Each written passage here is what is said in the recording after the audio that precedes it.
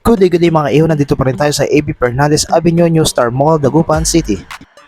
At pagkakit po pala dito sa second floor, may kita mo ang tindahan ng ilaw at mga solar kagaya nito. Ito nga pala mabilis sa kanila, solar pan with free 2 bulb at ito ang kanyang panel, ganyan siya kalaki. At ito ang cord niya, ganyan siya kahaba, abot na abot sa bubong ng kapitbahay nyo.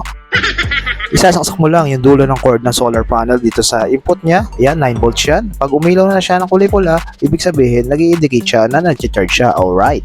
Bukod sa libreng bulb, may ilaw nga pala dito sa ilalim. Pindutin nyo lang yung kulay puti na yan sa dulo at iilaw na siya. At dito naman sa bandang taas, may 5 volts sa output yan na pwede tayo mag-charge ng kahit anong gadget natin basta 5 volts ang output. Ang puting button niya naman sa unahan ay para sa on-off niya at ang gitna ay para sa turn, para pumihit sa kaliwa at kanan.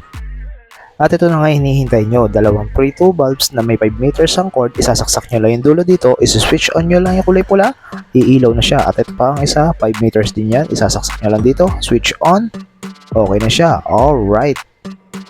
Di na sa solar panel pwede i-charge ang solar pan natin, pwede rin siya sa kuryente. May cord siya na 1 meter na pwede isaksak sa 220.